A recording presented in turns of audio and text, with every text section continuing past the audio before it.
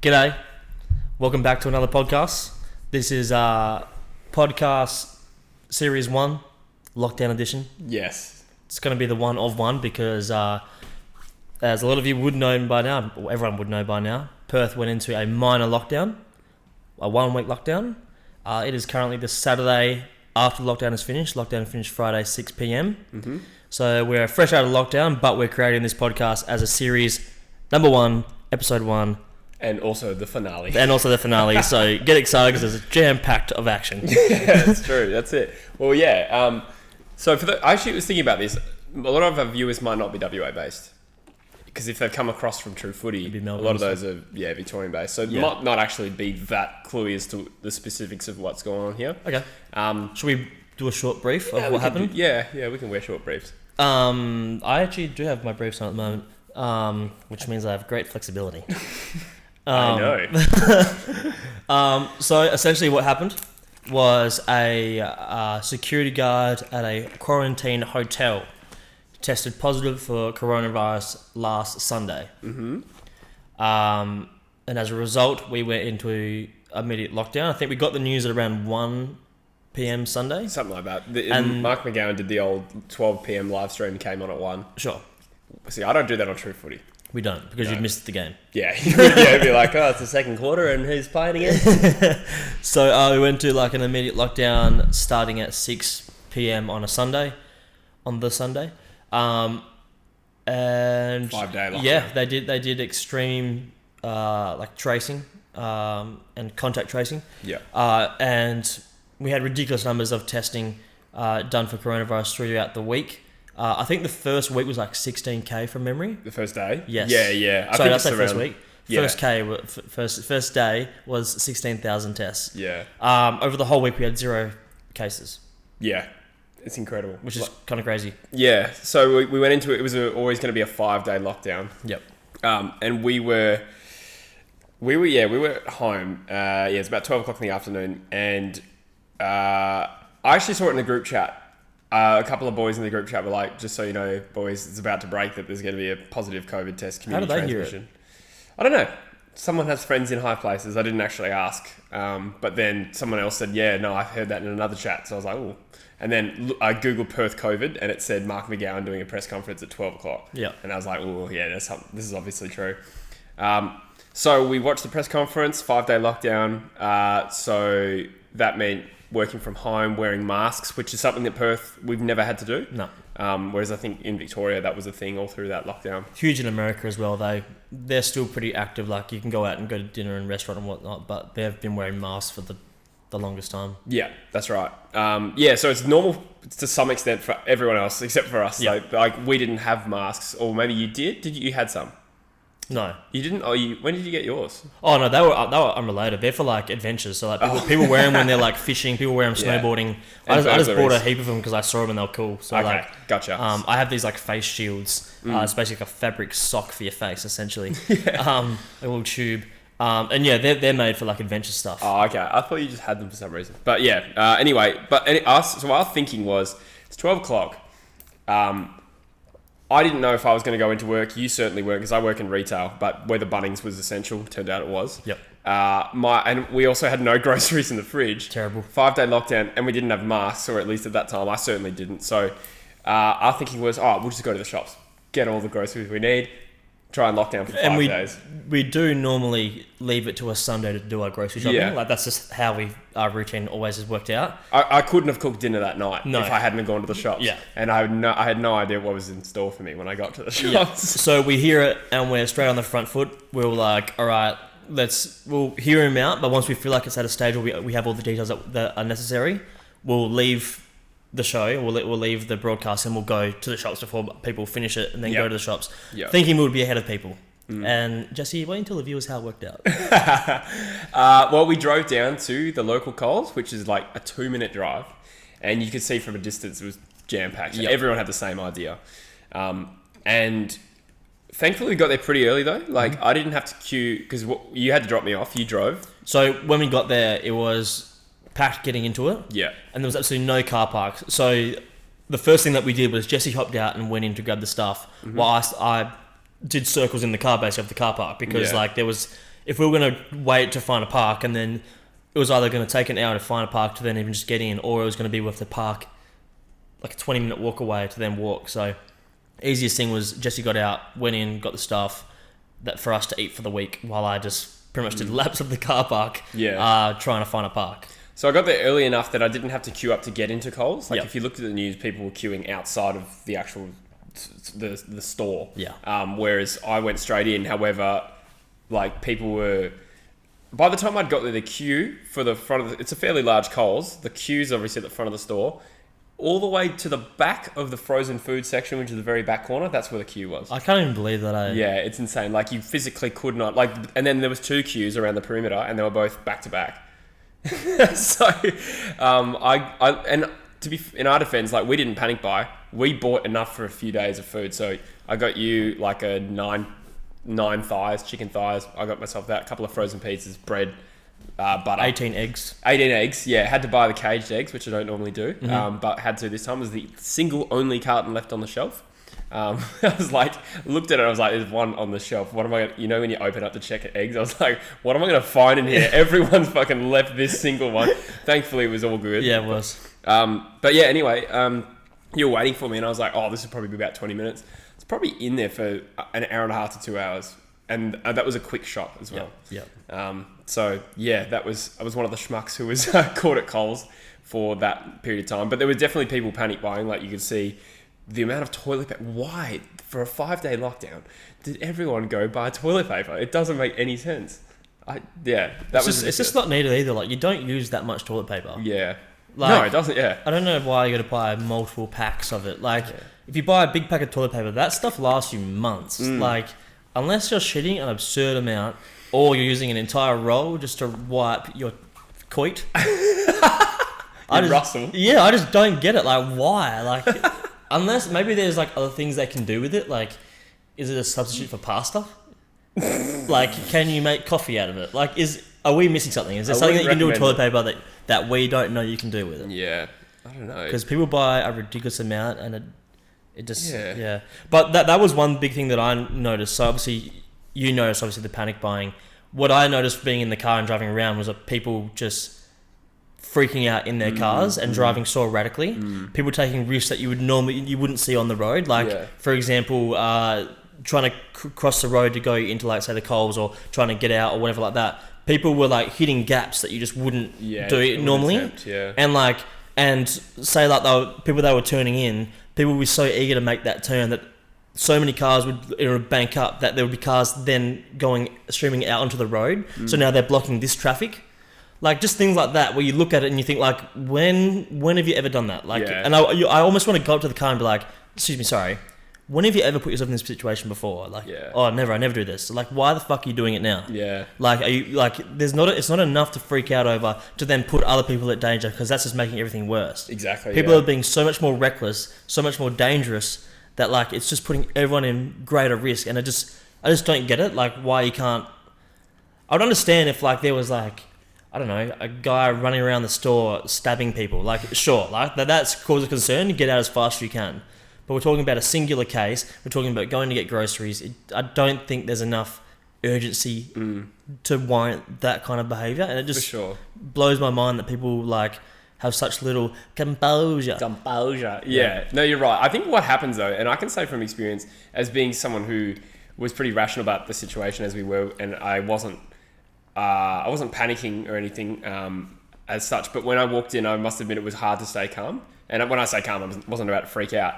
But in terms of being, like, a normal level of calm while you do your shopping, there's just something about everyone, like, being on edge around you that it was hard to just stay, like, rational about it. I was like, this feels like apocalyptic. Yeah. Because of all the people around me, like, just grabbing things off the shelf. I'm just like, like, I think it's just a case where everyone's sort of unwittingly having that effect on each other. It's just like a big circle jerk of maybe not panic, but just like tension. It's a flow-on effect. So if someone freaks out, automatically someone else is going to match their level of intensity. And then that just flows on. And then basically what it gets to is, like, there can be 100 people 10 people can be freaking out, which makes other people be like, hang on, why are they acting like that?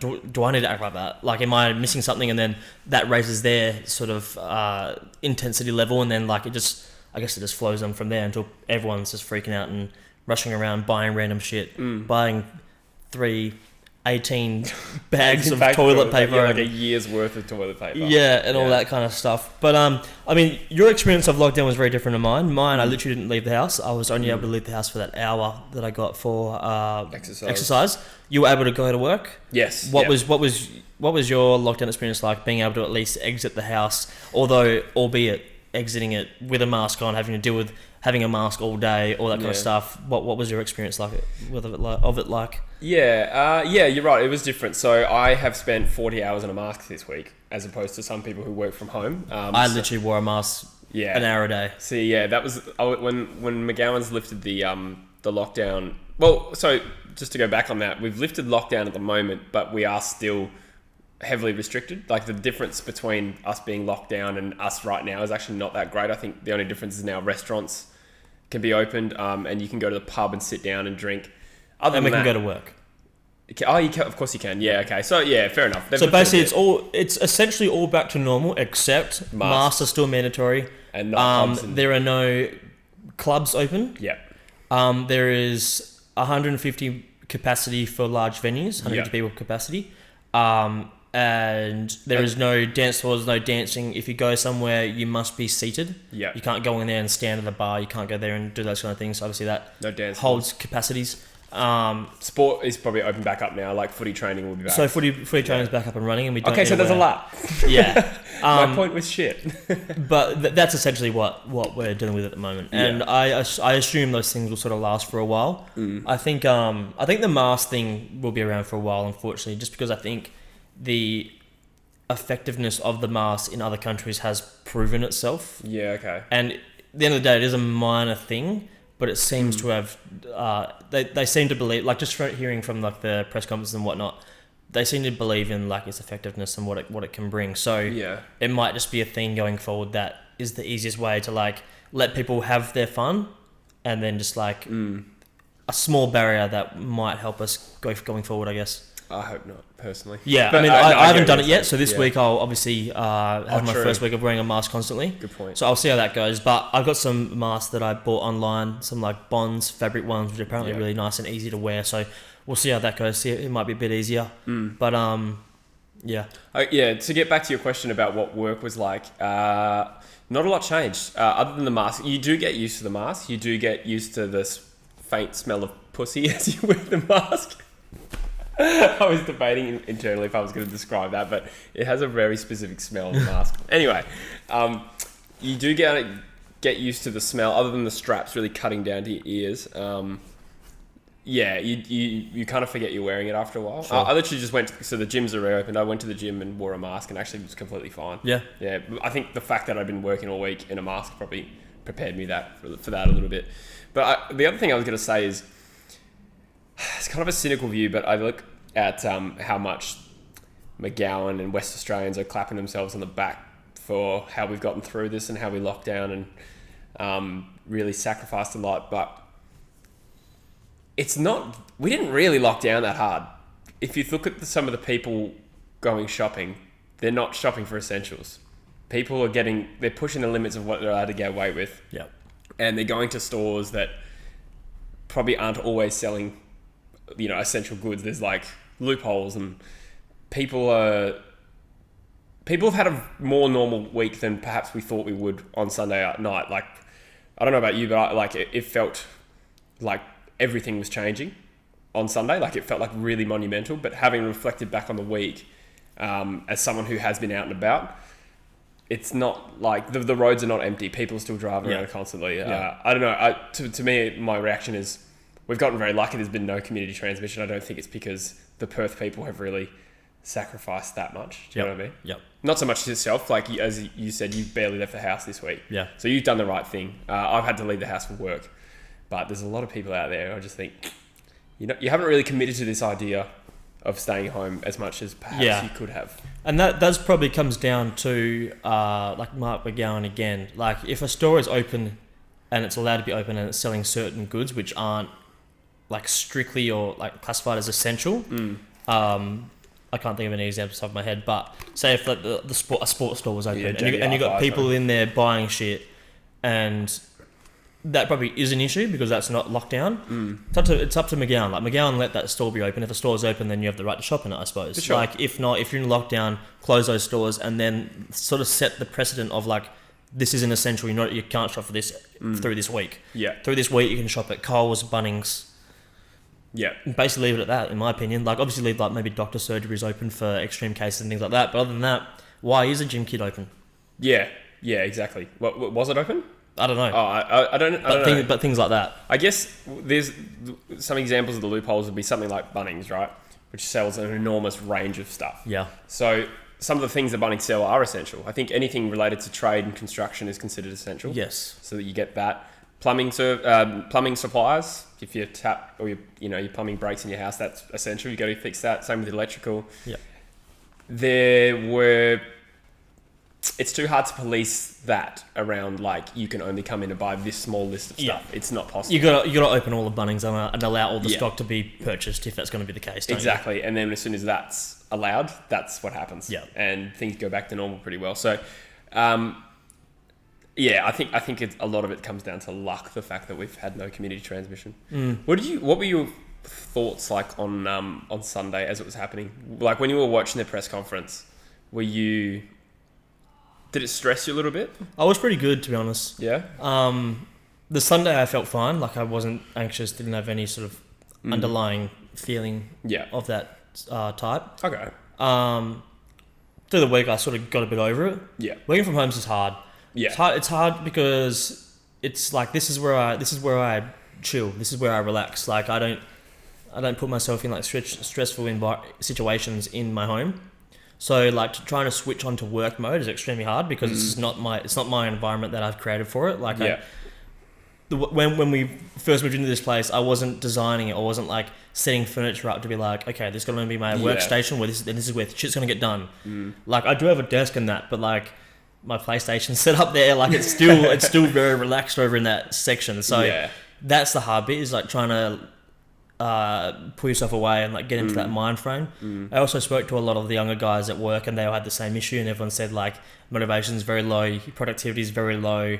Also generally in my sort of business or my line of work I should say, January is very quiet anyway. Yeah. So like there's not a lot on anyway. So you're sort of sitting around home, you don't really have anything that's motivating you because there's no like jobs that are coming up, there's nothing like that. You're just sort of like cleaning things up, doing some administrative work. It really makes you just want to like just fucking turn it off and just go sit down and just like watch some TV. Like it's super hard. So that was probably the one thing. And it's just morale's probably a bit lower as well if you don't know how long you're gonna be doing it for. Because like at the start of the week we said 5-day lockdown, but it seemed like impossible that there were going to be no cases at the time. And that's another thing we're talking about. But maybe there's a fact like it's hard to just snap back into work from home when you're just uncertain about how long it's going to be for as well. Yeah. The uncertainty is the thing that drives you nuts. Yeah. How were you Sunday? And I guess Sunday and also like part two of the question, how were you through the week? Did you have any moments where you're like, this is the new normal and I fucking hate it? Did you have any of those sort of realizations that I'm not happy with the way that we have to like operate and move around? Yeah, I like it, not in a sense that I was not critical of the lockdown at all. I understand we've had life normal for the last 10 months and we're extremely blessed, and small sacrifices, particularly a 5-day lockdown, you got to do what you got to do. I think for me on a personal level, I was fucking flat on Sunday because I remember the last pod, I said two things which are ironic. I said, I'm out of touch with COVID-19, such as how blessed we are. We haven't had to think about it for so long. And then this happened. Yeah, flipped on its head. Yeah, and I also said to you, I'm feeling good these days, and I'm feeling physically strong, and I'm feeling mentally strong, and like I'm in a really good place. And all I could think was when we potentially went into lockdown was, you can't help but think about what the worst case scenario is, and that would be, oh shit, we're going the way of Melbourne. Lockdown for months. For me, my immediate thought was socialising, because socialising is important to me. Like I don't want to, especially if I didn't know if I was even going to go to work at this point. no socializing, no gym. Gym's been a huge part of my life, yeah, for a while, but in particular the last 6 months, starting to feel good about myself, just in good shape, having little wins, just like even that structure, that routine, gets me out of the house. The biology of it, like the endorphins, and also even just like ticking little goals. Like the other day, I benched 92.5 by myself, which is the most I've benched probably like 3 or 4 years. Yeah, and like that small win gives you confidence. Yeah. You know what I mean? Like, I'm sure I don't need to explain the benefits of going to the gym, and then also the threat to True Footy this season with football. I was like, what if the whole football season is now under threat because of COVID? Like that was where my mind went on Sunday. So I was flat as fuck, and I also was under the assumption this would definitely not be 5 days. Yeah. And it's ended up being 2 weeks. If you had told me this is definitely 5 days, I would have been completely fine. It was more like this could end up bad. And it was the first time I really related to people who had, like, obviously mental health is a big issue around COVID because a lot of people are isolated. And I felt for the first time, I was like, yeah, I could see how, or I could relate to it. I was like, I could see how this could be really shit. Mm-hmm. There's nothing worse than like being in the UK if you live by yourself or something, as I know people who do that. Being completely locked down would take its toll. So at the moment I'm grateful though. I don't know how we have no community transmission so far. Yeah, it does seem a little El Stanko. It does. It's quite amazing, quite shocking. It is a bit bizarre because what was told to us, and I don't know if it's just sensationalist media, but it seemed to be just pretty factual, like the reports we were getting on Sunday about the security guard who's working at a COVID hospital. COVID hotel. Mm-hmm. He's a security guard on the floor where people with confirmed cases of COVID are. Apparently working without a mask. Apparently. I don't know how that happens. There's a lot of misinformation about how he got it.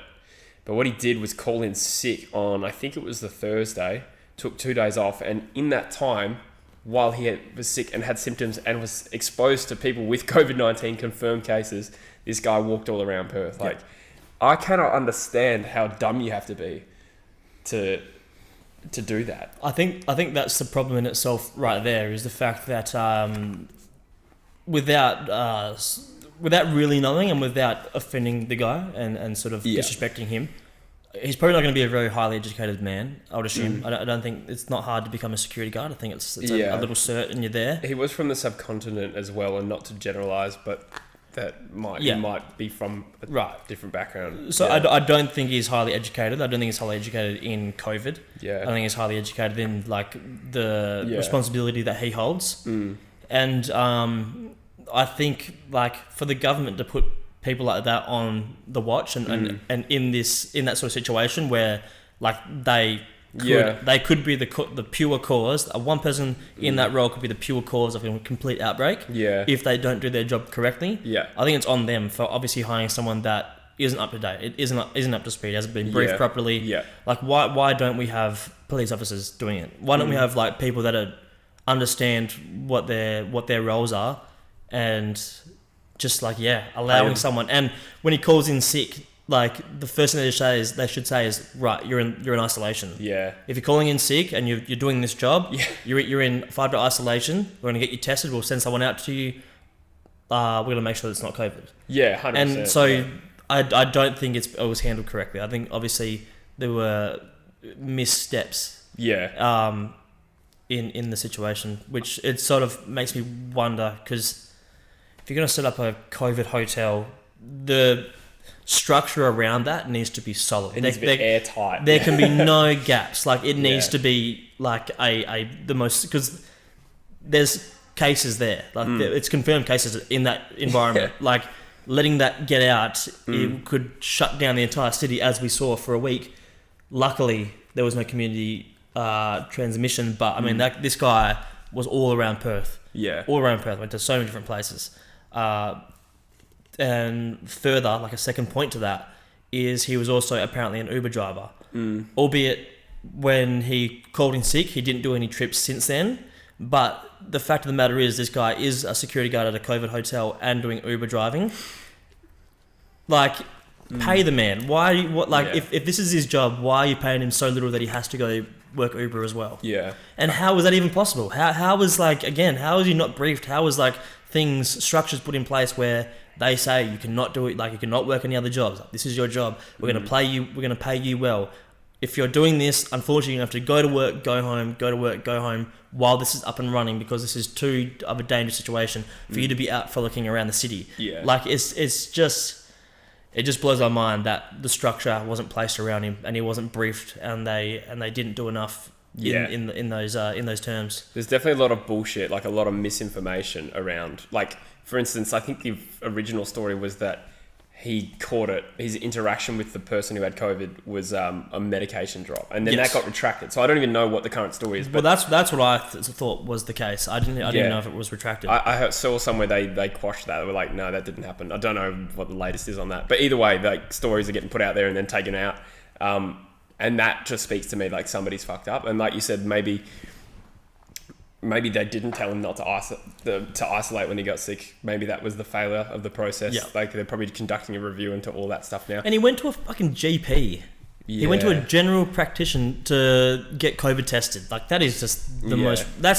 If you walk into any hospital or any doctor, surgery, GP, whatever, there's literally notes on the door that say, if you have COVID symptoms, do not enter this premises. Right. Go home, call the hotline, go get tested. This is not the place to do it. Yeah. There are sick people around here. The last thing we need is a COVID outbreak in this vicinity. Yeah. And he's done exactly that, which just again, blows my mind as to why precautions weren't taken. Yeah. I mean, and everyone's sort of blaming this dude, and that is fair enough, but the pure ownership is not on him. Yeah, I agree with what you're saying. And I think from what I read, he's actually doing it pretty tough at the moment. So yeah, you don't He's copping a lot of flack. You don't want anyone to feel fucking suicidal over something like this. Thankfully as well, it seems like we're okay at the moment. So. For sure. Yeah. But I mean, you know what? The thing you said as well that I think is really sus is that he's an Uber driver. So McGowan came out and said you can't really police second jobs, and he's probably got a point. You can't really stop anyone working a second job. You can only punish it after the fact. Yes. Do you know what I mean? So it's too hard to regulate it. But if you're right, is it though? I mean, to get this job, right, he would have to be briefed at some point, right? They're not going to just throw him into this hotel without a briefing. He would have got briefed in some sense. Yeah. Is it hard to say you cannot work another job? If we find out that you do, you'll be fined. I understand you can't police it. You can't be going around checking they're not, but you can tell them at the start, and when they do it and don't obey the orders, you can fine them. That is what policing is. That's how every law works. Is we're told we're not allowed to do something. If you do it, you get charged. Whether it's jail time, whether it's a fine. So I don't really understand that point, because I've heard that point a few times, and I still don't understand it, because he would have been briefed at some point, and it's not hard to bring that up and say that. What the issue obviously is they didn't say it, right? They didn't, no one had the forefront, the forevision to say all right, what are the potential problems that could happen? Yeah. They could work another job. And no one thought that. Yeah. They could catch it and spread it by acting going around general sort of society around the community. Right, well, they can't do that. We need to obviously pay them well, because all they can do is go to work and go home, go to work and go home. I just feel when they were rushing to get this stuff up and running, they didn't go through and think about all those problems. Yeah. And that's how it's backfired. There's all slipped through gaps because it wasn't properly set up in the beginning. For sure. I think these security guards, the issue might be the way that they're employed. So it's it would be a third party security company who provides these people. They might be casually employed. Yep. In which case there may be regulations against stopping someone working a second job if they're, I don't know, I'm spitballing. I understand what you're saying. Make it so that's not the case. You can regulate it, which might be something that they look at now, you'd hope. But the thing that I think is a fucking lie is that this guy, if he is got a second job, and it's worth noting as well, if he's from the subcontinent, which I believe he's from Bangladesh, he may have pressure on him to make as much money as he can to send home. That is the case for a lot of people from that part of the world. And a lot of Uber drivers as well, they do it to make extra cash for their family. So they're trying to do the right thing. So he's an Uber driver, supposedly hasn't driven a job since the 22nd of January, which was 4 days before, even a week before the positive result. Oh, that was Australia, the positive result. Okay, yeah. So the 25th. Okay, so a few days before the positive test, he hadn't driven. How come in all the places he's visited, there was that many fuel stations? Yeah. there was a ridiculous proportion of fuel stations there. If he's not driving Uber jobs, why is he going to that many fuel stations? I have one theory. I'm thinking it's Uber trying to protect their brand. Nice. I don't know how they have the influence to stop that being reported and hidden, but it is a PR nightmare if an Uber driver gets found to have COVID-19. Yeah. Everyone goes to DD. That's a much better conspiracy theory than mine. What was yours? He's a stoner. The man was snacking. Yeah, that's airtight, buddy. I've just been going around to people when they bring it up and be like, "You want to hear my conspiracy?" And they're like, "Sure." Dude's a stoner. Guarantee it. Dude smokes weed. He's out there getting snacky, getting munchies. He's out at the servo. And that's what's going on right now. We got a COVID stoner on our hands. But why would he go to different ones? I don't know. Yeah. No. It's flawed. I'm not saying it's airtight, but it's Yeah. My theory, I don't know how they could have the influence to do this, but somehow Uber's avoided it getting reported that he's, or they've been dishonest. I don't know. I'm just talking shit, but it would make sense that because to me, if he is going to all these fuel stations, but he's not Uber driving. Yeah. Why? Come on. He went to two and he went to 3 in 2 days. Right. So he went to one on the first day, then on the second day he went to 2 separate ones. Right. Yeah. Okay. It was all given it was all around the same area in Perth. It was all around that sort of Chewett Hill sort of area. Is that right? Okay. So because I actually looked at it and looked at all the different spots, and it was around a certain all that area. If it was spread out within Perth, then it'd be way more sus. You'd be like, why is he going from south to north and north to south and these fuel stations in between? Okay. It was all Was it really only 3 fuel stations? I thought it was 5. It was, but it was 3 in 2 days, which is that's ridiculous. the 2 days that I'm sus about. If I drive to Bunbury and back, I would only fill up once or twice. For sure, right? Yeah. So that's when you bring up that point, that's the 2 days that I'm sus about because that's after his positive result. Yeah. So it was 5 or 6, but there was a 2 day period where he went to 3, which is just why are you going to 3? Okay, I'm with you. Yeah. If he's doing Uber driving, I think it would fall on those 2 days. Yeah. But I think it's just dumb. They obviously have outsourced the security guard. They've got a third party and they're just putting him on and they're not being briefed properly. But I just feel like it's too serious of a job to do that. Yeah. The government need to take ownership. They need to hire people themselves. Need to pay them well, and they need to make sure that this is done correctly. Where they're around cases, they take all the precautions in terms of PPE, masks, gloves, whatever the fuck you got to do, and they let them know that you're working a high risk job. What comes with high risk jobs is great pay, but also because you're getting paid well, you can only go to work, go home. Your community engagement needs to be very minimal. You can't be out at nights. You can't be doing this because you're at high risk. Yeah. And I think that's where the ownership should have come from. Yeah. Yeah. You'd need to get proper contracts for that kind of set up. Yeah. I understand what you're saying though. Yeah. Yeah. I think to some extent the process has been flawed. The fact that he's not wearing a mask when clearly the government believes that masks are really important. We've seen now, it's hard to imagine now as someone who's worn a mask all week to think that if somebody who worked on the same floor as someone with a COVID-19 confirmed case didn't wear a mask, that's ridiculous. And the non-isolating, those are the two doozies. Yep. Yeah. Big time. But anyway, not to heap too much shit on that guy. No. The thing is as well, we're not completely out of the woods, and that's why the restrictions are only they're lifted slightly until next Sunday, which is Valentine's Day. So people can have a normal Valentine's Day. Yeah, just in time. I'll be working stock take. Oh, really? Yeah, Sunday night, which is sick. Bunnings do not like love. Yeah, that's all right. I wouldn't have a date anyway. Nah, Don't say that, buddy. But yeah, obviously, it is odd that this guy went to all these places. So much risk of exposure. This is supposedly the highly contagious UK variant, and yet no one's tested positive yet. The only argument that's strong is that it's still incubating.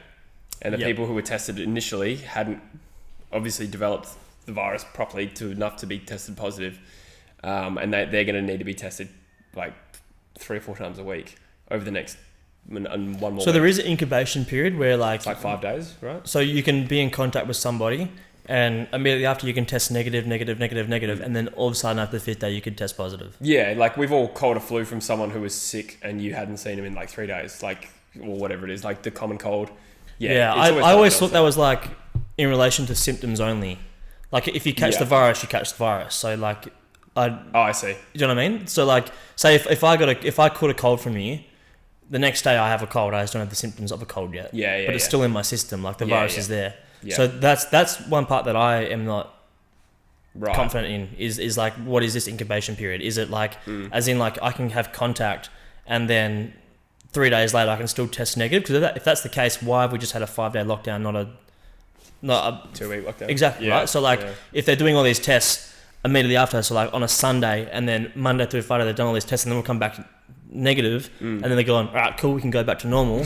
What if all those people are just in incubation? Yeah, I don't so know. that's where I don't understand. Like, is the incubation purely just in relation to the symptoms? There's got to be some logic to it. Well, and that's because my sort of way of thinking is, without really knowing the answer, is you must be able to test positive, right? If you've catched the virus, you've catched the virus. It's there in your system. You're just not showing symptoms as of yet, and that's where the problem lies. The problem lies is like, people don't know they have it because they haven't got symptoms yet, but they're still going around and spreading it.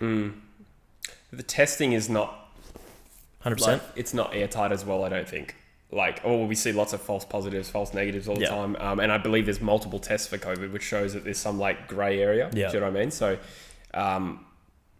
maybe the thing that they test for specifically doesn't show up until a few days after. I don't know. Talking out my ass here because I don't we both understand are. it. But you have to think that there is some sort of logical basis for the 5-day period. For my theory, at first it was just what's the word? Let us down easy, so to speak. Not say, boom, 2-week lockdown. 5 days is a lot more tolerable to WA citizens or Perth citizens. I thought that was the case. That would buy them time to do all the contact tracing, see where we're at in terms of positive tests, and then hit us with the real lockdown. That's what I was expecting. Sure. However, we seem to be pretty happy with the fact that we haven't had any positive tests. I presume, like, they identified like 160, probably more now, close contacts of him, and they were all tested, or a lot of them have tested negative. Don't know how many exactly, but most of them. I presume they're all subject to 2 weeks. I would hope. You'd hope. 2 weeks isolation, because they're probably the biggest risk to us. There was how much like misinformation as well, were like rumors getting started like on Sunday night, was it, or even the next day? We were discussing rumors that we had 20 active cases. And like I'd heard that from like 2 different people. And there was a rumor floating around that there was an active case in Fremantle on the Saturday night. Which I was in Fremantle on Saturday night. Which turned to be false. Yeah, you presume so. But yeah, I think Chinese whispers, I don't know where these things come from, but they spread like wildfire. China, evidently. But yeah, it's just to sort of like transition out of it. Is there anything that you've brought out of the 5-day lockdown that maybe the 5-day lockdown made you realise that you want to do better, or things that you want to take advantage of while we do have like fairly reasonable freedom? Like, did the 5-day lockdown make you realise like, shit, I wish I did more of that, or I wish I did more of this? Or was there anything that you brought out of the 5 days that you're now like really hot on? It's on the forefront of your mind, like, I'm going to take advantage of this because we don't know if we're going to get thrown in lockdown anytime in the future. No, not specifically. I think just the obvious stuff that I knew immediately when I was losing it, the gym and probably True Footy stuff, YouTube stuff. Like, for instance, I had planned to go to see Druzy that afternoon to shoot a video. Obviously had the lockdown, couldn't see him. I'll probably go later today. So yeah, just the obvious stuff that I'm gonna miss, the gym and the ability to do YouTube and stuff. What about yourself? Yeah, much the same. I think I was just starting to get into a good like routine. Like, I was starting to feel a bit better about things. Pre-lockdown? Yeah. Okay. So like I feel like my routine was feeling really good. I was feeling really good about football, like going to footy training, and that felt good. Going to work felt really good. Like, everything was just sort of like feeling really easy, and nothing felt like it was a drag. And then I was just to be thrown out in 5-day lockdown, which just throws your routine completely out of whack again. Yeah. And then it always takes me a few weeks to get it back into that like that really, really strong structure. Yeah. So I think again, I just noticed that first of all, and the first thing I thought was like, it's going to take me a few weeks to get back to how I was feeling before. I was just feeling really good. Work was going well. I felt good at football training. I was doing like the gym, trying to get stronger as well, being pre-season. Yeah. And so I was just enjoying that, and then obviously all came to a halt for 5 days, and it is what it is. Like you can't complain about it, but I definitely am aware that like it's probably going to take me another 2 weeks just to get back to that same sort of... I was just feeling like I was I had momentum. I was on a roll. Like I was doing really well. Like I felt exactly the same. You know what I mean? And then it's sort of like, it just stops your momentum. Momentum's the hardest thing to like accumulate. It takes a few weeks to get into that. And it feels great when you're in it. Yeah. So just getting to that. So I think that was the one thing that I was like, I feel like I was picking up some nice momentum that felt good. 100%. Yeah. I think the gym's like a really good example of that. When you start going back to the gym for the first month, you feel like, fuck, this is hard. Yep. And then after a while, you just go through a phase, you're getting stronger every week. And it's an analogy for life, I guess, really. Yeah. Did you find the challenges of working from home? You alluded to it, like distractions and it not being super busy right now. But did you find your job harder when you don't have your colleagues around you? For sure. Yeah. Especially what I do. I rely on like the guys that I sit next to. Yeah. So it just makes communication with them easy. Hard.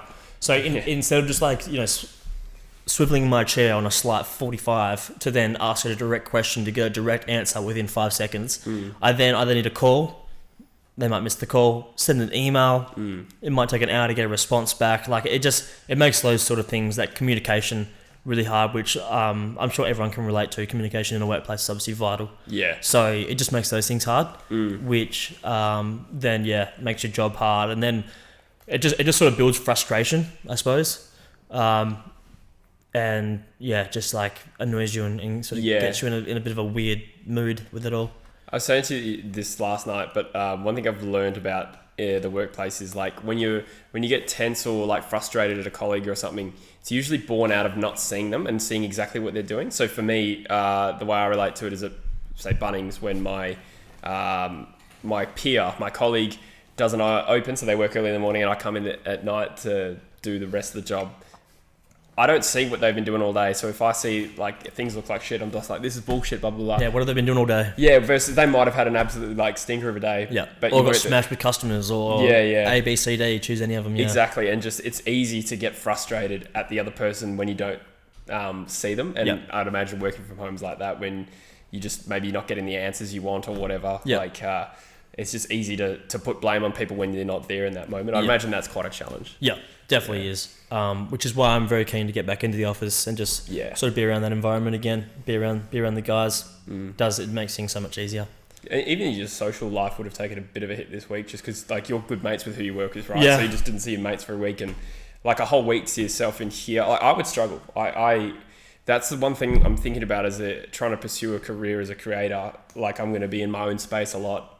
The hardest thing I think if and when the time comes I leave Bunnings, this is the social life. All my friends are there. Yep. Versus me like potentially locking myself in my apartment for like 7 days. You know what I mean? And just sort of, I guess, to add to that, there's not a huge like YouTube scene in Perth either. So it's not like you're not going to be able to constantly go around and be collabing with other YouTubers because, I mean, how many full-time YouTubers would there be in Perth?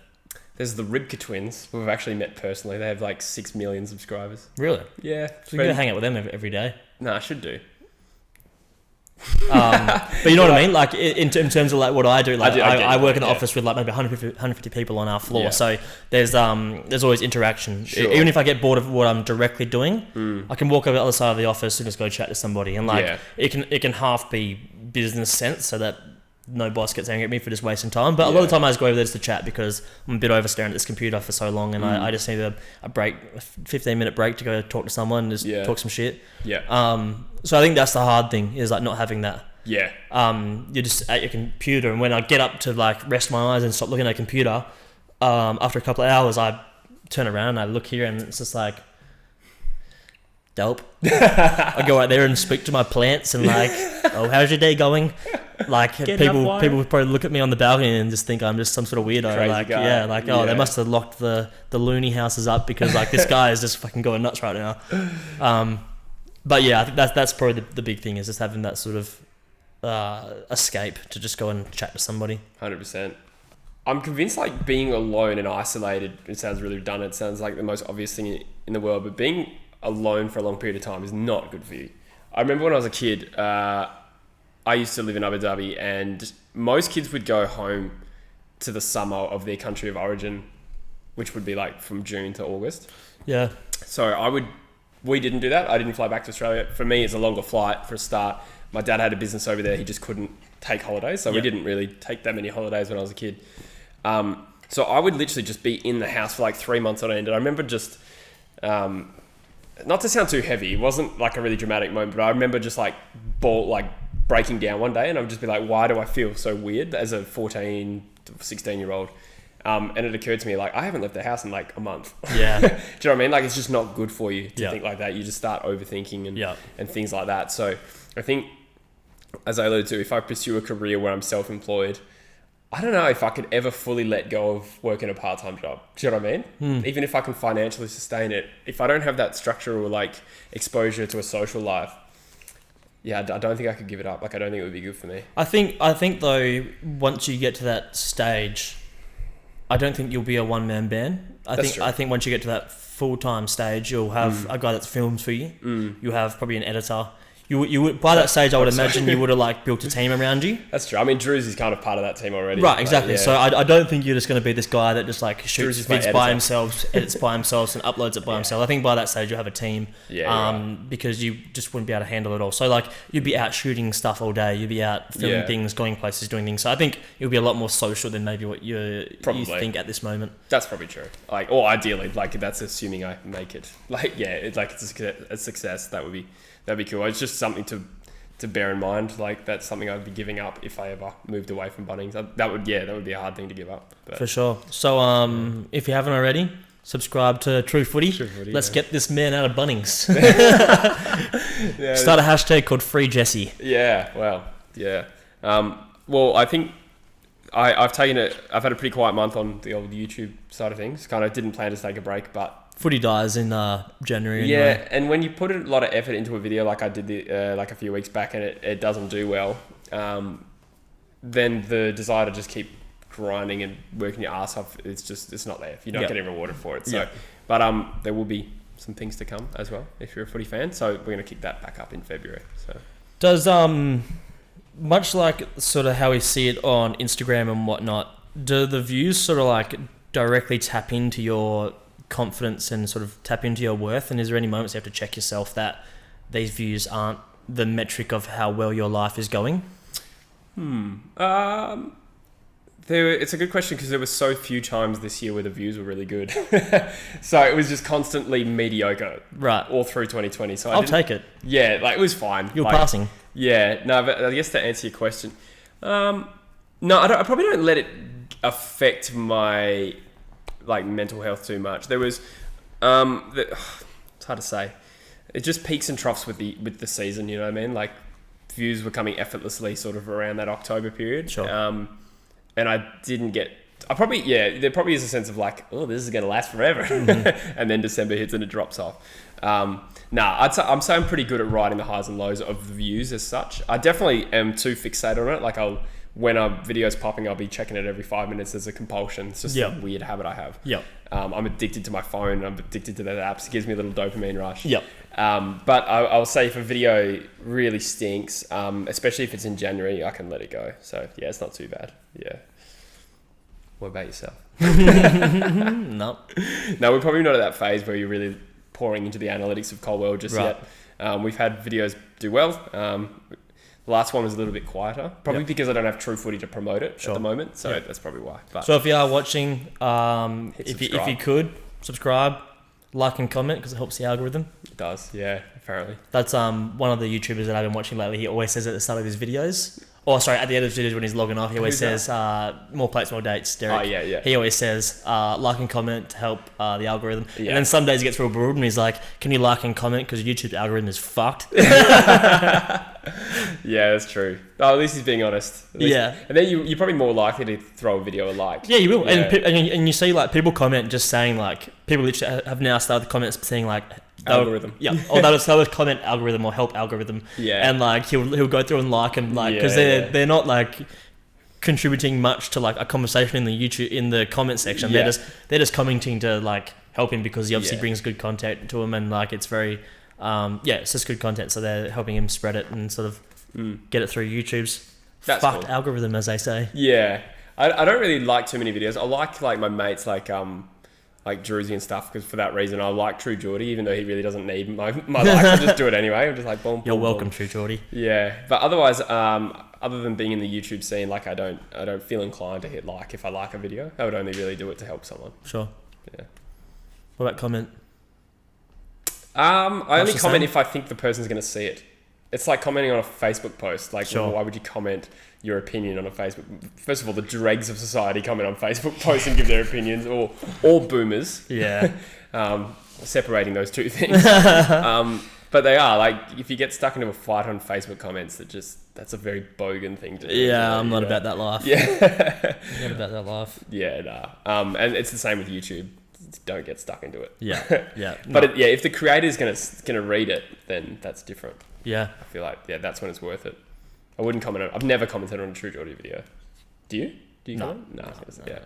I comment every now and then on like Facebook posts and that. Like if it's like basketball or something like that. Like I commented on a Facebook post yesterday that was talking about like LeBron James, and he's in like season 17 or 18 of his career, and he's averaging the most points per game he's ever averaged, or not ever, but like they're just comparing it to how he's playing this year versus how he played through like his Miami Heat days, where he was arguably at his like physical peak as far as athleticism goes. Yeah. And like his MVP seasons and whatnot, and he's averaging like more points than his MVP season. Like he's basically having the best season he's had in his career at like season 18. Right now. Yeah. Wow. So like that was a post, and I commented straight after saying like, and yet he won't win the MVP for the year. Yeah. Because it always happens. Like year on year, LeBron is the best player in the league, but he doesn't win the MVP. Because hey LeBron, if you're reading this. So yeah, if you are, not. So I commented on that and saying that because I just like, yeah, and I got a few likes on it. I was gonna say, yeah, if you think you're gonna get a few likes, I can understand why you chuck it out there. Sometimes I just like having a comment about it. Like sometimes I do have a comment about it, so I'd be like, oh, I'll post it. Yeah. But I guess it's when you get stuck in with someone. Yeah, which is not. That's just like me just sort of talking about it. But it's just funny because then people that are friends with me on Facebook will like start liking it. Like one of my mates from Bridgetown liked it. Like obviously saw the post and saw my comment, so he gave it a like. Yeah. And like just things like that. But other than that, blokes and their ice cream, I comment on that. Yeah. Explain that for people who don't know what that is. I don't want to because it's a bit under the. Is it? Not really, but it is a page you have to be invited to. Oh, okay. So okay. So we'll it's leave it at that. Low key. It's Yeah. exclusive club. Ice cream, is it? But yeah. You are planning on making a few changes soon. You're going to be stepping up your YouTube responsibilities. Yes. As it were. Yeah, as it were. The most pretentious way to say something. No, but you are got some things planned. Yeah. You're looking at investing more energy into YouTube. Yep. Talk about that. What are some fears? What are some things that you're excited about in terms of moving into that transition? I guess fears. I don't really have any fears. I guess I'm not gonna lie. The COVID thing really dented my confidence in doing that. So specifically, because if a lockdown threatens this season again, sure, then it becomes a toss up of, do I do this? Do I risk, stepping down to part-time and then, investing in YouTube right as this happens when I could be making savings at not a really important time in my life, but like I'm starting to get momentum where I'm starting to save a bit of money, like there's a trade-off there. Mm-hmm. That being said, like if we get out of this 2-week period, okay, then I'll just go back to the original plan. But I guess the only issues are probably that discipline that we alluded to. We were talking about working from home. I think the really good thing is that Druzy and I have a plan, like without going into too specific things. Like we worked out a day of the week where we're going to do this and then we're going to commit to it for the season. And we're going to make I don't want to say too much because he wants to sort of promote it on his channel a little bit, but there's a project we have in mind. And I think having that other person accountable to another person is going to help me a lot, because I think maybe a worry that I have is when I have an extra day off of the week, am I going to use it as effectively as I can? Yeah.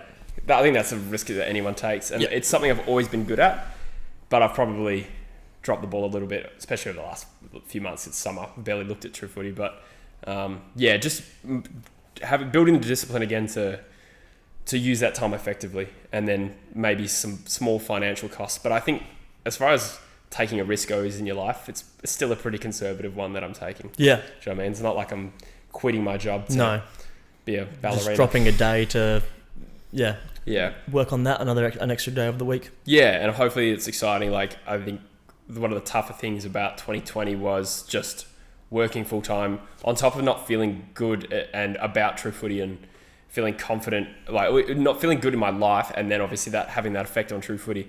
On top of that, I was tired from work because I was just working full time, and I didn't have it in me to just make True Footy the best it could be. Right. And that's what's going to be different this year. So I really hope we see a big step up in like production quality and just my level of quality. Like, I hope I raise the bar again.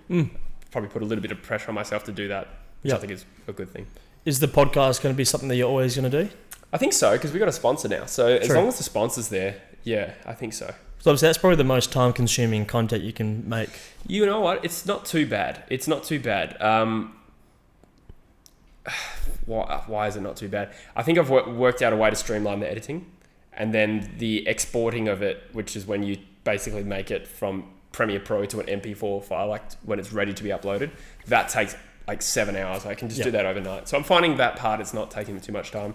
And that's the core audience content that I make. So like, you have your filler videos and you have your I don't really have a term for them yet, but you have your videos that you know are going to attract a lot of new viewers and a lot of attention, with a juicy title, a juicy thumbnail. That's how I'd grow my channel.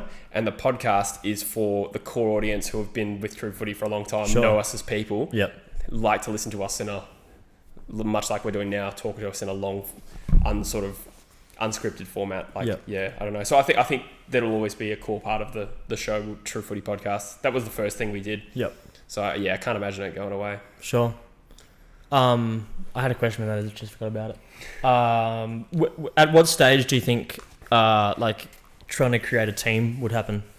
I mean, I kind of broadly think of True Footy as already being a team. I don't think of myself as True Footy. I think True Footy is a platform. I think you're broadly a part of True Footy because your input on the live streams. I think Joyce is obviously still part of it. Bush is still part of it. And Drewsy's part of it. Like, he's Drewsy and I'm True Footy, but together we make True Footy. Did you just leak something? No, it's just the way I'm sitting. Inappropriate. No. What was I saying? No, I kind of think of it as a team already, but I think, do you mean like in terms of like paying people to do shit? Sure, and no, I don't think that's going to be I need to cut myself a salary before I can cut anyone else. Sure, yeah, makes sense. And I kind of want to get good at doing everything. Like, I want to be a decent editor. I want to do all aspects of it. And then over time, maybe just pick and choose the things I want to do. Maybe one day I'll be a producer of True Footy versus the guy on the screen all the time. I don't know. Yeah, like the kickoff is probably a good way that I've modeled it. Is their live streams with like 6 regular people. So that's probably. And is this sort of all these changes and these things that you're about to implement? Is this you taking True Footy to the next level?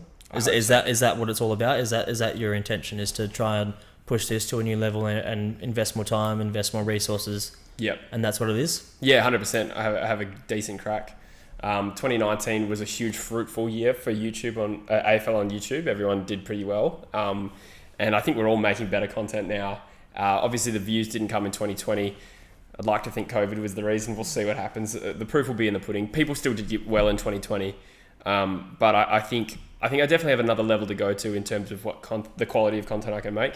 And it's always just been about having the time to invest in it. So it's a great feeling, and it's just good to have something in your life where you are passionate about it, and when you come to those stages where it is being like where you're at, where it's like, all right, now I want to invest more, I want to do more, I want to take it to the next level. Like, so far it's sort of happened organically, but now like I'm ready to like make this my primary focus. Make this my bitch. I think that's just like such a good thing to have in life, and it makes life so much more enjoyable. It gives you such like an internal sense of purpose, fulfillment, all those things which I think are actually really vital for like mental health, really vital for just like having a reason to hop up in the morning and be confident and positive about something.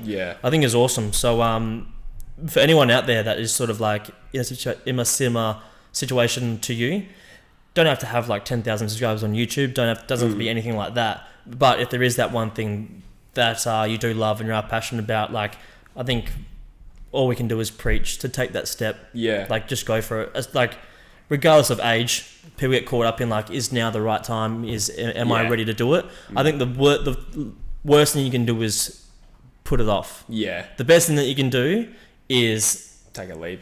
Literally go from that to just putting your full dick in it. Just go nuts to clit. Just like just get stuck in. Just go full balls deep. Yeah. Gaping. Yeah. Doesn't matter. So is it exciting for you? Do you sort of feel that that reason to wake up? Have you got that purpose? Is it sort of fueling some sort of motivation within you? Right now, it's taken a back seat because Sure. I've just had my work's been busy. I've just changed roles, so that's kind of at the forefront of my mind. But I know, like, I've certainly had that feeling throughout True Footy, just being pumped, like waking up early, grabbing a coffee and sitting down to work on a video. Like, that is the greatest feeling. Sure. I love every part of the process. I think I'll feel even better about it once, it's a reality, like once it's in front of me. Yeah. Once I've got that time, once I'm making videos that I feel good about and enjoy, like, that is good. I think True Footy definitely changed my life. There's absolutely no two ways about it. That's not an exaggeration. I was just so much happier when I discovered it, and I think I consider myself extremely lucky to have worked out what it is that makes me happy. A lot of people just don't know what they want. Like, they don't know what they like. They never discover anything in the same way that I've discovered YouTube and True Footy. Yep. So I guess, if anyone could take anything from this, I love the notion. It's a real Gary Vee-ism that you, like, there's no reason why you shouldn't take a shot. And I don't mean that to everyone. Like, don't quit your degree to pursue YouTube if you're not 100% sure about it. Because a lot of people just fucking love accounting. Like, there are people out there who just get their rocks off to to spreadsheets. Yeah. I literally did a unit of accounting, but I just forgot it. What is it? Costs and benefits and costs, or I can't think of it. I don't know where you're going. Yeah. It's like when you do your balance sheet. Yeah. But anyway, it shows how much we know about accounting. Yeah, exactly. I think it's really good to be self-aware and realize what it is what you want, and I think that is half the battle. And I think I'm very lucky that that's the hardest part, and I've worked it out what I want to do.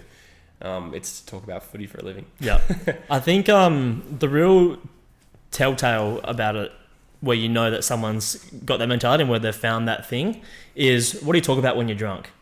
So, like, when I get drunk, I want to talk about my job. I like it because I like what I do, and I have like a sense of passion about it, and I see things that I want to do in the future with it, and I'm excited for that next step. I'm excited for the more responsibilities, all that kind of stuff.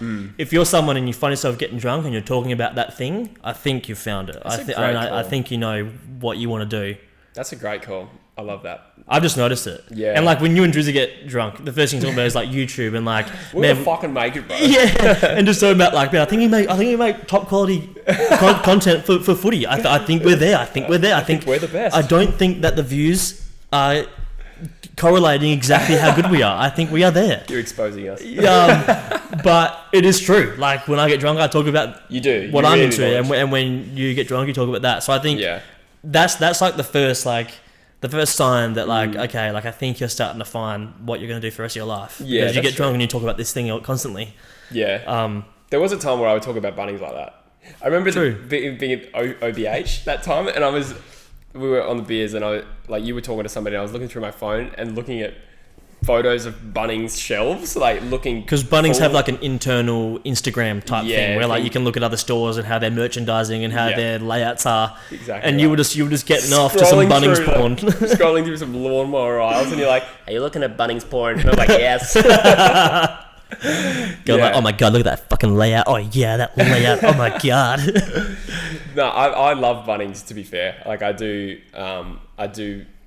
It's been a huge part of my life. And how long have you been there now? 5 years. And I think I was saying this last night, I've gotten a lot out of it in terms of building self-esteem, building confidence. And I was saying, at 27 years old, I've kind of had a unique opportunity to be get into some leadership roles. Yep. So I'm a supervisor, and at the moment I'm running a team of 50 to 60 people.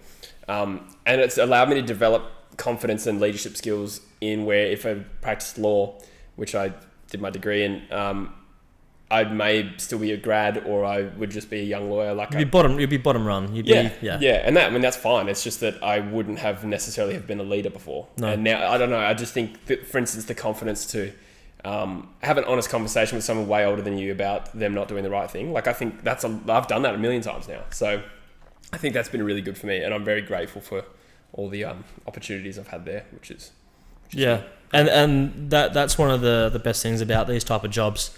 I know that you mentioned before that you had a moment where you were sort of like insecure about saying that you worked at Bunnings, but I think like right then and there, like if I was interviewing you for a job and I said, what have you been doing for the last 5 years? And you said Bunnings, and then you just followed up with exactly what you said there, I would straight away be impressed. Yeah, I'd be like, that's great. Like that is very true. That's something that is a massive positive that many people our age haven't got the opportunity to do. Yeah. So that is like one of the huge benefits of I guess these retail jobs, but then in particular working for Bunnings, which is a big company. Yeah. Bunnings is a great place to work. You're not dealing with like some small little boutique retailer. You're in a company, you're in a business, a big business. Yeah. And you are managing 50 people. So like it is it does hold weight and does hold value in that sense. Yeah, I would be my former role, not the one I'm in now, but I was like 2IC in a department that made $20 million a year. Right. And it's like running a little business. Like, like the scale of it, I don't want to build it up with delusions of grandeur or anything, but it's something it's always been a challenge. Like retail, being a retail manager or supervisor is a challenge. And I think I've grown a lot because of this role, and I wouldn't trade it for anything really, to be honest. Yeah. No, that's good. I kind of had a similar situation when I left uni. Because obviously I did my carpentry apprenticeship. I became a tradesman, so I got my trade in carpentry. And then I went to uni, finished my uni, which was in property development and valuations.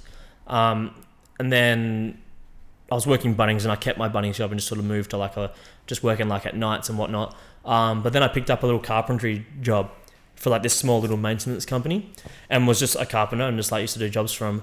But quite quickly they sort of realised that I wasn't just a carpenter. Like they obviously could see the traits that I went to uni and I studied business. Right. And I was, I could handle paperwork, I could do all that kind of stuff. So very quickly they sort of like gave me the keys in terms of said like, we want you to sort of just run the carpentry side. Like you are our builder supervisor now. And that was within 2 months. That's good. So 8 weeks of just working, and then they sort of realised that, this, like you can do it. So then from then on, I was like, quoting on jobs. They gave me like a company phone. They made me cards up. They wanted me to go around and do BD, talk to people and say like, any sort of building maintenance, give me a call. Like I know what I'm doing. I can take care of this stuff for you. So winning work, sort of quoting on jobs, doing all that kind of stuff. And I think that was like a cool little experience as well, which was my first experience of like taking ownership of not only me, but of like an area of the business, a section of the business was on me. And if it didn't do well, then it was like I was the one to blame. If it did well, then I was the one that got the credit. Yeah. So, which also like gives you so much more motivation. And I think that's important in a workplace to sort of like, at the risk of going on a tangent, I think in a workplace, one of the best things you can do as a leader and as like someone that's at the top of the business, of the food chain, for lack of a better word, is give people something to own. Give people something that they can be proud about. Give something that people can be motivated towards. Yeah. Because the biggest sign of if someone is going to do well in a job, I feel, is if they take pride in what they're doing. 100%. If there's something that you can really give them and say like, this is yours, I want you to own this, I want you to do this. If you do well, you're going to get all the praise. If it does poorly, unfortunately, you're going to cop it as well. Yeah. So this is on you. And I think giving people that sort of ownership and that sort of responsibility, generally, if they're good employees, will thrive under those situations. 100%. Which I think is what Bunnings have done with you. They've obviously seen that you're a talented person. You're obviously very intelligent, can articulate well, someone that they would be keen to keep around in the business. So the first thing they do is they give you these roles. They give you these things to be proud about, to take ownership of. And I think that's such a motivating factor, which I think is like, if you're one of those people that your company picks out, I think is a huge compliment to you. Oh, cheers. Yeah. I must admit I've fallen for all the motivational tactics that they put on me. I've just completely just sucked it up, hook, line and sinker. But another part of that is also I in turn also have to do that to my team, the team that I'm managing. Sure. Yeah. And that's something I learned pretty early on. Like initially my role I used to think was just be like autocratic, just be like, hey, we need you to do this. Everyone has a role. All right, cool. And then let them do it. And whatever they couldn't do, I'd be the backstop and just try and fix everything at the end. If that makes sense, I'd be the backstop. But it took me a long time before I started thinking about like motivational tactics and stuff like that. Getting people, like you said, to own a certain area and then have that reflect on them and make them accountable for that. And then also, like, we do this thing at Bunnings, if when we're ready for the weekend, we take photos of, good looking bays in all aisles. And then now we're getting the team to do that rather than it used to be like a leader would do it. They would post it on the little internal workplace Instagram kind of thing. Yep. And then, when you feel like it's a reflection of you, that's when you are motivated. Otherwise, like, it's just a temporary, like if you just crack a whip at someone, they're going to work as hard as they think somebody's watching. Yeah. Versus really taking ownership of something. Yeah. And I think the best thing about it is at the end taking like a sense of, or feeling a sense of like accomplishment, like when you look back and that's what you achieved. And like, I think that's like the best thing about it. Which I guess my work did in a sense as well. I've sort of taken on the role as like the industrial guy. So now industrial's on me, and I like that because then I take a sense of pride in the evidence that I get. If I get like a really interesting sale or I analyze a really interesting sale, I can go tell people and I can tell them like this property sold for this kind of yield, blah, blah, blah, blah, without using terms that no one's going to understand. Yeah.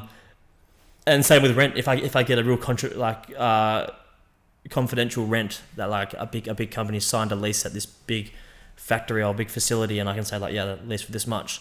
But like, how do you know that? And it's like, I just know. Like I found out. I got it. Yeah. And so I'm a sucker for all that kind of stuff. If you give me the reins in a sense, and you give me those the ability to like showcase that I can own something and that I can use common sense and a bit of just internal interest and just like intelligence to be able to like make small decisions along the way, and small problems come up, like knowing that I can trust my own judgment. I don't have to like sort of relay back to someone. I can make my own judgment. I feel like I thrive on those situations as well. Yeah, that's cool. I mean, I think you and I are both pretty self-motivated people in addition to all that as well, would you say? Like, I think a lot of motivation, because I've known for a while I didn't want to have a career at Bunnings like long term. I'm not trying to make it up the ladder as such, but my motivation for the longest time was to make my boss, who was like one of my best friends, make him look good. Yep. So like I would just bust my ass and I would be happy doing it. I'd be like,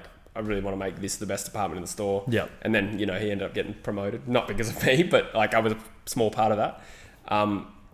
And now I've got this new role. I've set this challenge of having to fix issues without saying too much. Like I've been set a challenge, and I'm super motivated to do it, even though I know that in a few months I'll be doing YouTube more than I'll be stepping down to some extent. I'm super motivated because I kind of want to prove it to myself that I can do this. Yeah. And I think, that's just like we talked about the gym as well, just setting yourself goals, and like I get a lot of validation from work. Like it's an important part of anyone's life. When work's going well, that affects your confidence. Yeah. You know what I mean? So I really want to prove myself in this small period that I can fix these issues, and then I can let it go. That's kind of where I'm thinking at the moment. But you've sort of alluded to the fact that Bunnings is a really good environment to work in. It's a good workplace. Have you worked in any like real toxic workplaces, and what were they like, and what was the difference between those toxic workplaces and Bunnings? So I used to work in hospitality. I probably won't name the place specifically on camera, just because it's a very well-known place in Perth. It was hospitality. And I think the culture generally around hospitality is very hit and miss. I think the Bunnings culture is strong. Yep. I heard the other day someone make a really good point, just as a little side note. They made a comment about the Coles culture being average. Have you ever listened to the way people talk to each other at Coles? Have you ever stopped and like noticed it? No, not. They really bark at each other, eh? They do? Yeah, and I didn't work at Coles, so that's not me trashing a place I used to work. Yeah. But if you listen to it, the way that Bunnings team members speak to each other and the way Coles team members, every time we pick someone up from Coles, they're all like really matter-of-fact people, just call you out in your shit. Like, really? Yeah, it's quite strange. But anyway, for me, my toxic work environment was just a bad manager. He was smart, but he he was quite rude. Everyone kind of hated him. Yeah. And to be honest, I used to work like once a week at this place. So like, it wasn't like I built confidence every day going there. When you work obviously once a week at a place, you don't have time to get confidence. So I actually had a little bit of anxiety every time I drove to that place. Yeah, sure. I'd be like, I don't like working here. I'm here for the money. Yeah. I'd be praying it was a bit different manager on at the time. Yeah, like that was pretty much the source of it. But it was a good learning experience as well. What about yourself? Yeah. So again, not going to name any places obviously, but I think the one thing that I can definitely point to is just like how we spoke about motivating factors and motivating tactics, which is giving someone something to own, giving someone something that they can get a sense of accomplishment from, and put their own sort of stamp on it and be proud of it. I think the other alternative is when managers use fear to motivate you. Yeah, which is exactly what the guy would do. Right. It's so toxic and it makes you feel just fucking terrible. Like you just hate your life. You hate going there. You hate being there. You're working at this sense of anxiety. This anxious feeling is motivating you and making you work hard. Yeah. And it again, just like, you're working so you don't get yelled at. Instead of working because you want someone to look at it, or you want your boss to look at it and you know they're going to give you praise for it, then you know they're going to be like, mate, that is outstanding, great job, instead of just like them putting fear in you, and when you do a good job, them just saying like, yep, that's your job, so why should I thank you? Like that's what you're here for, that's why I pay you. I think that's probably the toxic thing that I've noticed in workplaces was using fear to motivate, and it just doesn't work. It's you might get the job done for a short period, but one, your turnover of staff is going to be high. Yeah, which is people aren't going to stay there for long. That's a business, and it's expensive to the business for sure. And it's time consuming. So you got to train people constantly because no one's staying there to who's experienced to keep the place running. And it's just going to result in a shit culture. Yeah, 100%. Yeah, I think that's one thing I'm big on at the moment, especially my new role. It's kind of managerial. I don't have the title of manager, but as I said, I'm running a team of like 50 people. Yeah. And I'm big on just driving the culture. Just like I'm trying to earn the respect of them by getting down in the trenches with them, doing the hard yards to some extent, and also just not. I'm being firm but fair as well. Firm, but also like I make a lot of jokes. Like, you know me, I'm pretty jokey kind of man. Like the silliness that I'm around with you, like I'm like that at work. But then I'm also like serious uniform standards. Not quite like that, but it's it's good. There's nothing worse than working in fear. Yeah. I think the most motivated I've ever been for work is when I worked with like one of my best friends. I would literally, if I was rostered for a 9 to 5, I'd wake up at 7 and be like, might just go to work. Just go there a bit early, just smash out as much work as we do, because I really, really wanted to make the department as best as I could. Especially if my mate was there that day. We would just, there's nothing better than like owning something with a really good friend as well. Do you know what I mean? Like that's a pretty unique experience, which is probably partly why I stayed at Bunnings so long, to be honest. Is it hard only being slightly older than the people that you're trying to manage? Like what are some of the obstacles that you've got to try and navigate around that other people that haven't been in that situation wouldn't be aware about? So the gap's kind of broadened now. I'm actually like 5 or 6, 7 years older than some of the people I'm managing. I have managed people much older than me, and I still am. But I guess the other way to look at that question is I am friends with a lot of these people. Yes. So that was more my question. How do you sort of navigate through that? Of being friends, and obviously like you might go out on the piss with them and things like that, and having that relationship where you walk this like really like narrow tightrope almost of like you're mates with them and you want to keep that because that's great. Everyone wants to have mates. It's good for your mental health. It's good for your social sort of living, all that kind of stuff. But then still having that authority, I guess, and that still making sure that there's a respect level, that like they're aware that like your word is much higher than just like a mate saying like, oh, could you do this for me please, and then being like, nah, I don't want to do that. Like you still need to have that respect. I haven't really had, because I'm pretty fresh in it, I haven't had that come up too much. Like I haven't had any obstacles. I think the team buys in generally pretty well, and I think that's the biggest thing. The way I liken it is to be the kind of leader I want to be is like a footy captain. Yeah. So still one of the people, but also someone that it calls the shots. Yeah. And I guess the best way is just to be honest with them and be like, hey, this is what we're trying to achieve. Have you had those conversations? Have you? I haven't had to have a stern conversation with somebody that I'm friends with. What about? Have you had a conversation? So coming into the role, did you ever have a conversation, letting them know like, hey, this is my vision. This is how I want to run it. Like I am you guys. We are a team. If it was a football game, we'd all be on the field. But I want you guys to respect. If I have something to say, I want you guys to respect it and act on it. And that's, if we do that, then we're fine. We can have fun. We can do all that kind of stuff. Yeah. But I am the leader.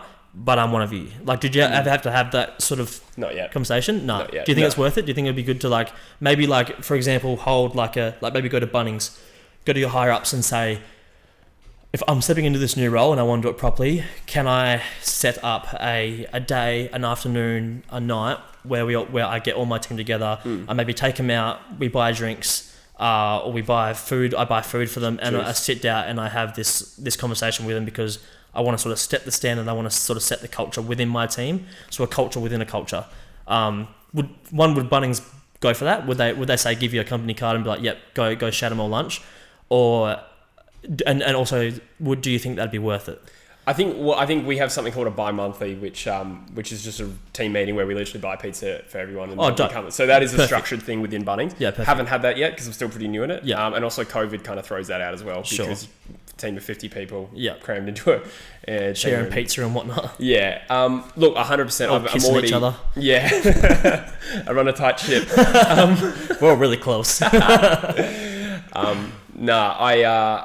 I certainly will be doing that. I'm already thinking about the things I'm going to be saying when that time comes. But I haven't had to put the stern word and be like, hey, guys, you need to take me seriously. I've just literally just got stuck in, helped, and I feel like I've done my best to earn their respect as one of the team. Mm-hmm. And then also just be authoritative in calling the shots. I've probably micromanaged a little bit in the first week, but I'm just trying to set the high standards early. Yep. So far so good. I think they're at least showing me respect, what they think of me in their private. And that's the other thing as well. You risk, like, people that you might turn off you. Yeah. And I just have to shut off to that. Like, my philosophy in life now is what people think of me is their business. Yeah. And if they don't share it with me, that's not my business. So I'm prepared for people to maybe enjoy my company a bit less. Yeah. But I will strive to retain their respect. I think that's the important part. Which so far so good, but it is early days. Yeah, sure. Have you noticed much difference between managing people that are like full-time and or part-time, where like they have bought in, where they are contracted employees, versus the casual employee? Like, have you noticed a difference between how they both sort of react to your, I don't want to say demands, but like to your calls? Like if you say like, we want to focus on this, have you seen a difference in like maybe work ethic and the way they come to work? Because one is obviously bought in, right? One's obviously contracted, where like this is now a thing that they do regularly and this is their job. They're doing it to support themselves. On the other hand, you get uni students where they're just coming in to earn a little bit of money so that on the weekend they can get pissed. Is there a difference like between the quality of worker they are? It's a great question, and the answer is it's a mixed bag across the board. Cool. And it's just personality type. Yeah. I have... I'm reluctant to say so much. What I'll say is that Bunnings is a cross-section of society. So there's some people in theory who are probably just not that motivated, and then there's people who, regardless of whether they're a casual, uni student, they're going to give their best shot every time they're there. And I can't really say too much specifically on here. I don't want to say the wrong thing. But for sure, it's a mixed bag. There's I get what you're asking me. I would also say that age can sometimes bring maturity issues as well, because we employ uni students. Not that that's been a real problem, but that's just something to consider as well. Yeah. Sorry to flat bat that answer. I just don't want to say something. No, we don't want to get you in trouble for saying things that you shouldn't about Bunnings. But I think it's just an interesting topic talking to a young like leader in a team in a business sense. There's a lot of like cool questions like that come to my mind. I'll answer off air. Okay, I'm just kidding. I get it. It is a good question. But the truth is, it's personality types. Yeah, it's a cross section of society. Like when you work in a big team, you just see all sorts. And that makes a lot of sense. That answers it as well as we need. Cool. Well, sort of running out of things to say, so I guess that's good. We've actually gone on for ages, and I have 16% battery. I just realised. Also, I should probably get going soon. Okay, I think we should take this as a natural step to sort of close it and tie it all together. it was going to be a podcast about COVID. Yeah. We did touch on it. We did talk about it, but it slowly turned into a business chat. Talk about managing. Talk about toxic and healthy work cultures, which I think all in all is all great topics and good content. Good content. Hit that red button. So if you've made it this far, thank you so much. Really appreciate it. We have been a bit more consistent with the uploads, and I think we will going forward. I think I'm enjoying it lately. I don't know about you, for sure. But it has been fun. I've been enjoying sitting down, having these conversations. So again, if you made it this far, thank you. Appreciate it. Give us a like, a comment to help the algorithm. It's gonna be my new thing. Nice. Thanks for joining us on the tripod, and we'll see you in the next one. Peace. Catch you guys. Thank you.